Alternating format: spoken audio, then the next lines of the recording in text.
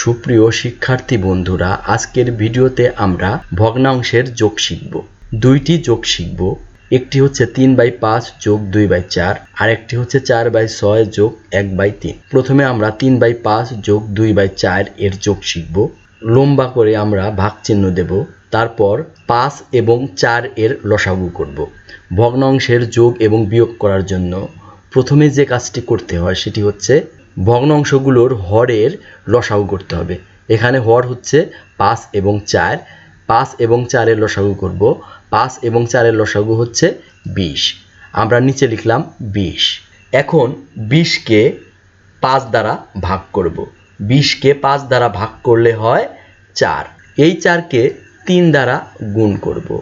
3 4 12, তাহলে আমরা এখানে লিখব 12। এখানে যোগ চিহ্ন আছে, আমরা এখানে যোগ চিহ্ন দেব। এখন আমরা এই 20কে আবার 4 দ্বারা ভাগ করব। 20কে 4 দ্বারা ভাগ করলে হয় 5। এই 5কে আমরা 2 দ্বারা গুণ করব, তাহলে হবে 5 দুগুণা 10। এখানে লিখতে হবে 10। এখন লবে আছে 12 এবং 10।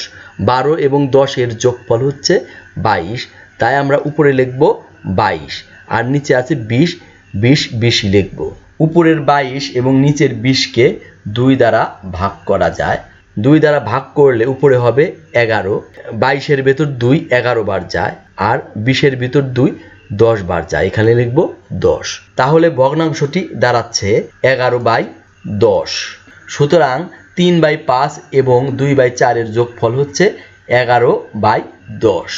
এখন আমরা 4/6 যোগ 1/3 এর যোগফল নির্ণয় করব। সমান পূর্বের মতোই প্রথমে আমরা হরগুলোর লসাগু করব। 6 এবং 3, 6 এবং 3 এর লসাগু হচ্ছে 18। নিচে আমরা লিখব 18। 18-এর ভিতর 6 3 বার যায়, এবং এই 3কে আমরা 4 দ্বারা গুণ করব। 3 4 12, এখানে আমরা লিখলাম 12। এখানে যোগ আছে, এখানে আমরা যোগ চিহ্ন দেব। 3 18 এর ভিতর 6 বার যায়, এই 6কে আবার 1 দ্বারা গুণ করব। 6 1 কে 6, এখানে আমরা লিখলাম 6। সমান নিচের 18, আমরা এখানে নিচে 18 দিলাম, এবং 12 আর 6 এর যোগফল হচ্ছে 18। উপরে আমরা লিখলাম 18। 18 18 কাটাকাটি, তাহলে হয় 1/1। 1/1 এর মান হচ্ছে 1। তাহলে 4/6 এবং 1/3 এর যোগফল হচ্ছে 1। সুপ্রিয় শিক্ষার্থী বন্ধুরা, ভিডিওটি কেমন লাগলো? ভিডিওটি ভালো লেগে থাকলে চ্যানেলটি অবশ্যই সাবস্ক্রাইব করবে, এবং এরকম আরো ভিডিও পেতে পাশে থাকা বেল বাটনটি ক্লিক করবে। ভিডিওটি দেখার জন্য তোমাদের অনেক অনেক ধন্যবাদ।